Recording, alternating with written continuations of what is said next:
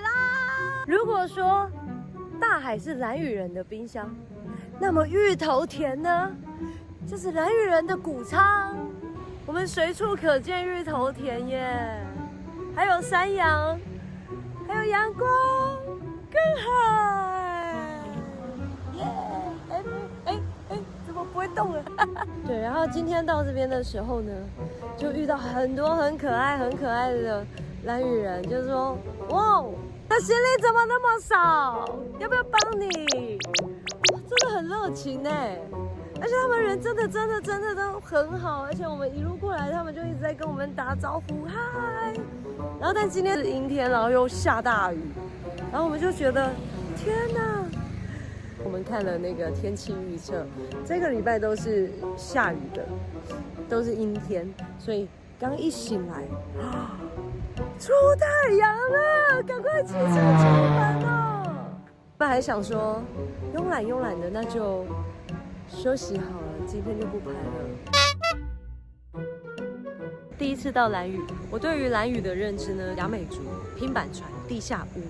兰屿位于台湾的东南方，是个被太平洋包围的火山岛，地形多岩多山，有非常明显的火山岩地貌，海岸线非常的壮观，海水呢清澈见底，30至50米左右，能见度都非常的好。拼板舟呢，我们常常在课本里面可以看到，通常3月到6月这个时间呢是他们的飞鱼季，所以游客跟女性朋友们是不要接近。然后每一个部落都有不同的庆典的时间，但其实大致上都是差不多的。达悟族的生活对于大海是密不可分的，我们在岸边可以看到很多红白相间的船。山羊过马路。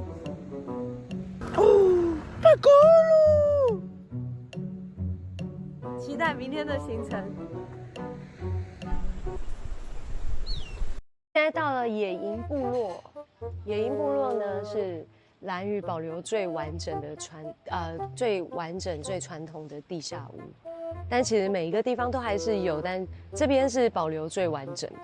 那我们住的东青那边呢，东青已经刚刚有问了一下，东青其实已经没有地下屋了。对。然后我觉得兰屿很特别的是，就是它不是像很多地方都是用乡镇去区分地区，它这边是用6个部落去区分，叫狼岛，然后东青、红头，是吗？是吗？对，不是狼岛、东青、野营，不对，等下重来。狼岛、东青、野营、红头，狼岛、东青、野营、红头、渔人、野游，6个部落啊！阿嬷来了，走，我们去找阿嬷。走，阿嬷来了，走吧。好的，现在要前往周秋路阿嬷的家。阿嬷有提醒哦，这里的地下屋并非全是空屋，一定要遵守当地的生活，请在地人带路，才不会打扰到他们的日常。我觉得这不只是了解文化，更是学习部落最基本的尊重与礼貌。哇，地下屋就是在这里。第一次走进来，真的蛮惊讶的，因为整个空间比想象中还要低很多，很多地方都要弯一下身体才能走得进来。那你进到这个房屋，你表示已经看到了每一家，因为他们的做法统统是一样的。这个就是有4个门，就是兰屿最大型的房屋。每一家4门。那年轻人刚刚结婚的时候，他还没有小孩嘛，所以他们先做只有2个门，这个睡的地方跟客厅。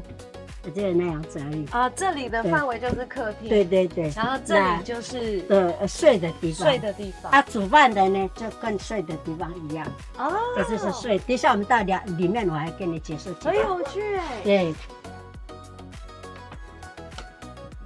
煮饭的地方分了4区，这是煮猪肉的，中间是地瓜芋头，这个是海鲜，在雅美族的饮食文化里，这几个盘子看起来很简单，其实每一个都有它专属的用途这个是肉盘，我有分，哦有分类，它有分的地瓜盘地瓜芋头盘，这个是懒人盘，有没有？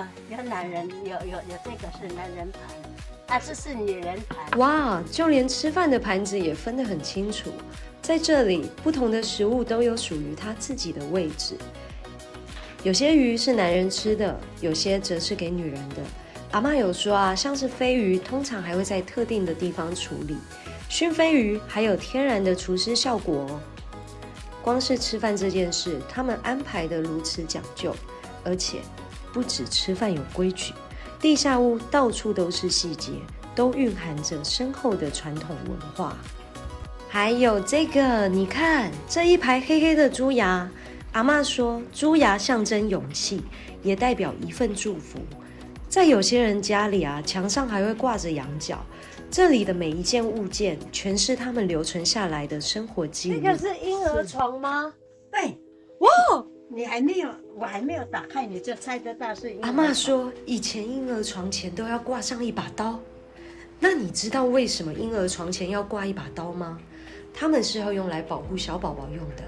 这个背后藏着古老的禁忌，在我们看不见的维度里，替纯净的灵魂挡下那些不该靠近的。那么多人都猜不到，所以你猜对了。为什么你会猜得到？因为你有兰屿听过吗？我有听过，兰屿在1960年代以前，是的，早期兰屿有巫师会为岛上的人驱魔，直到1950年代，宗教跟医生陆续进来，大家心里有了寄托，才逐渐失去那些神秘的巫术文化。干扰不要进去。你真的很厉害呢，有看过？有做功课。对，这个就是放刀的。就是这里，他们会在这里挂上一把刀。我真心觉得，在宗教还没有进来前，他们好像都很怕鬼。也可以算说逃生门。我真的没有想过还有逃生门，而且不仔细看还真的看不到。这设计也太聪明了吧！你如果有人来攻击你，你从那边打开。哦，这边也是一个逃生门。这柱子超重要的，不止撑起了整间房。长辈睡不着的时候，最喜欢靠着它聊聊天。你看这贝壳，好美哦！早期族人远离口腔癌的秘密，就是他们嚼槟榔不加化学石灰，而是用贝壳磨成粉取代石灰。我们刚到的时候雨超大，阿嬷淡定地说不用怕，这房子自带全天然的排水系统，雨水会顺着石缝溜走，完全不用担心会淹水哦。老祖宗的智慧真的太强了。阿嬷随手摘了果子给我吃，叫什么？谁能想得到石缝里结出来的果子，真的很好吃耶。走出户外，每户人家都有这3块靠背石，大家都会坐在这里看看星星，看看大海。我想这就是最简单的浪漫。这不只是遮风避雨的家，更是写在大地上的生存百科，每个细节都藏着与自然和谐共处的智慧。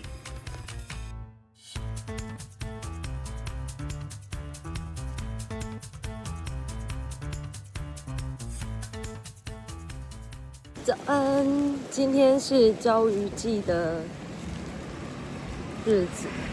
哇哦，已经开始很多人了。这天清晨的兰屿，空气里弥漫着一点紧张而充满期待的氛围。我们知道，岛上最重要的记忆就要开始了。东清部落的族人忙碌的身影，大家各司其职，眼神里全是对传统的敬畏。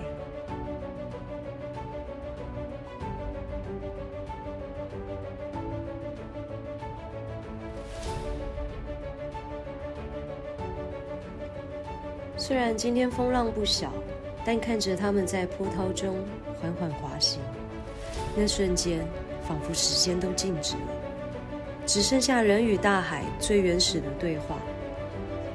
我想那种勇敢，是这座岛屿给他们最坚韧的礼物。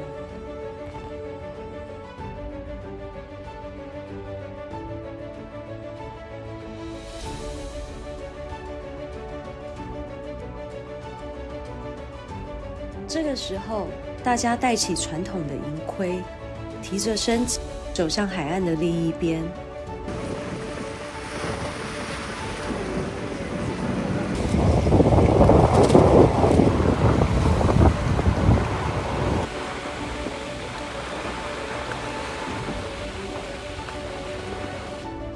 们高高举起牲礼，向海招挥，邀请鱼群，祈求丰收之意。这是一个与海神与大海沟通的神圣时刻。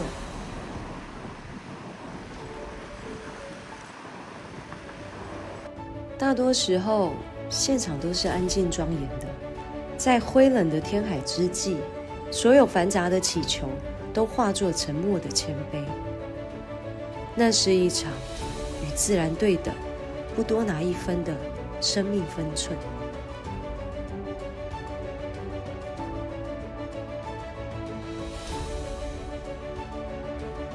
仪式结束，船只返航，接着准备进行祭祀。他们会将鸡的内脏拼成圆圈，象征着这一年的团结与圆满。这不只是一次遭遇季的开始，更是全岛族人新的凝聚。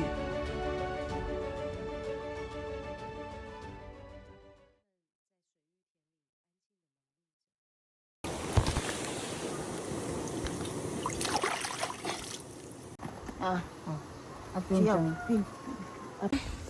我们会很。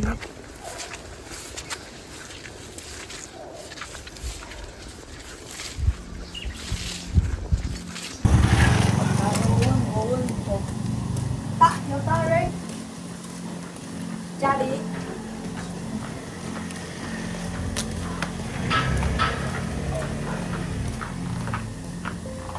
我去拿大人。我们在招雨季的时候，女生会换上，男生女生会穿。你等下不要乱跑，就一直要跟着舅公。我要脱掉这件，那是背心。对。哎呦。采完芋头，聊聊天之后，换上精致的传统服装。对啊，还有摇身呢。妈，好不好？这样子啦，买车你是不知道。这么说。阿妈说漂亮，阿妈说漂亮。阿妈说很胖，所以很漂亮。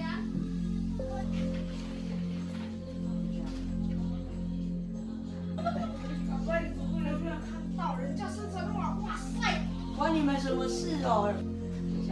叫我谢晴，谢晴，好漂亮！哎呦，来，能问他，阿妈说你很瘦。少一个呢。阿妈说你很瘦。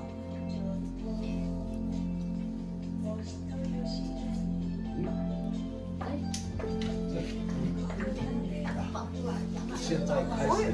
我不会啊！你不叫我帮他，给阿妈，给阿妈。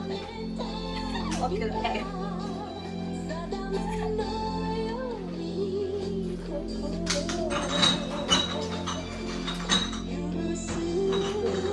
要不要一下？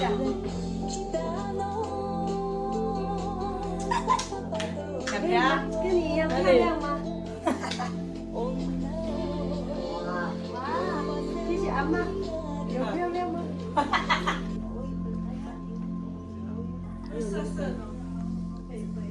面子这要等退兵哦。刚刚退的。哦。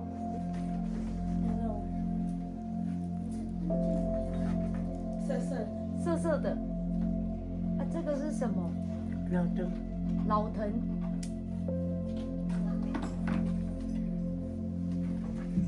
贝灰贝灰就是这这个是贝壳，对不对？那个，这个老米的时候有。这个蓝鱼的，妈妈帮你做。巴乳。就这样子。这样而已。然后就摇。对。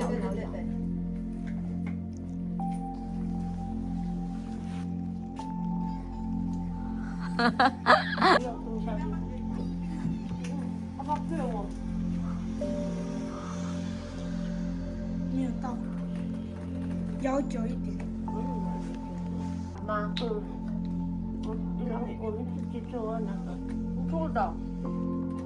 我比你矮，我比较大，爸爸。我比较大，爸爸比较大。也比较大，你大8岁。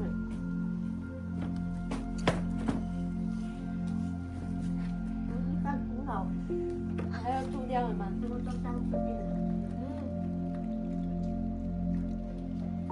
现在讲什么？耳朵大大。我决定我要去漱口了。去吧。用咖啡漱一下。然后我要去漱口。芳芳他们呢？哦，上次做的嘛，对呀。我也有吃到的。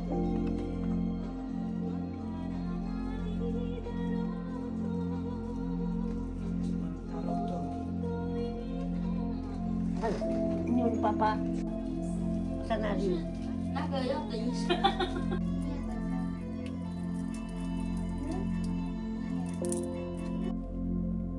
就在今天，有个非常特别的传统，就是第一口吃进去的东西一定要吃芋头。为什么要吃芋头呢？因为芋头是土地的恩赐，这代表着与土地的连结，也祈求今年能像芋头一样大丰收，身体健康。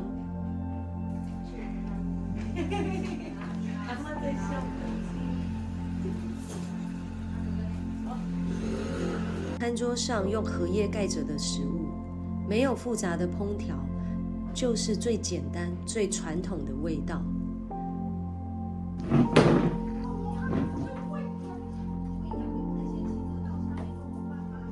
要吵架，不要吵架。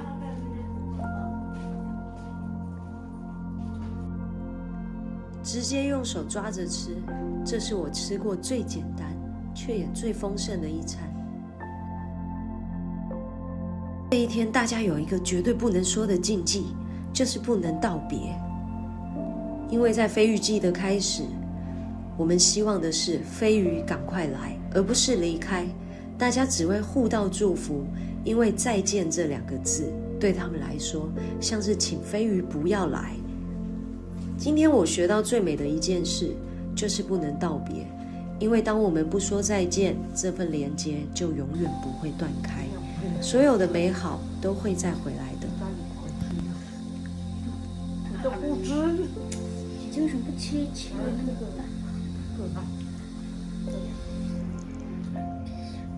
这什么肉啊？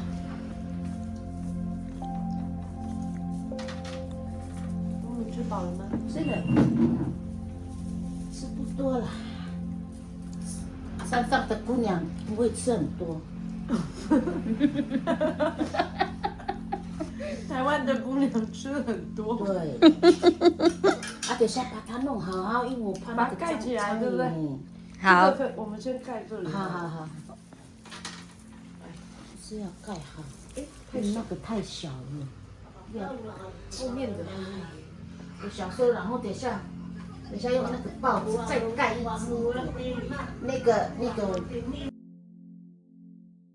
就还跟在上面。我跟着你们下去啊！因为那个是陆陆续续，没有出海的人才有这个动作，说在滩头给我们的火把。鄂伯父说，没有出海的人会在滩头上点上火把招鱼。今天有出海的人，他们则会在海上点起火把招鱼，希望今年飞鱼可以丰收、平安、顺利。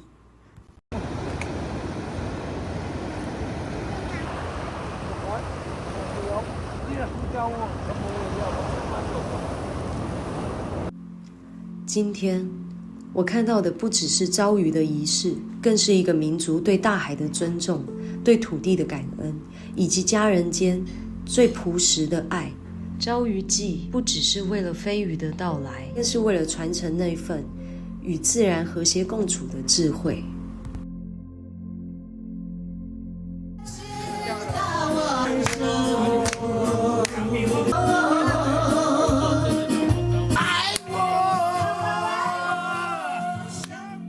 在兰屿，我的灵魂好像变得很轻很轻。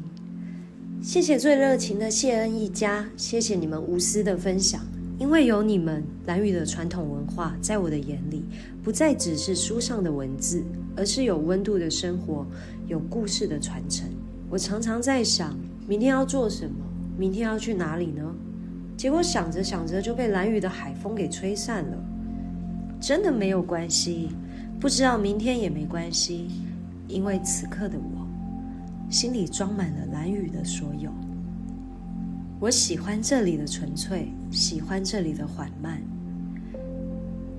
谢谢梨子这一次的陪同，谢谢兰屿，谢谢这份不期而遇的温柔，谢谢你们。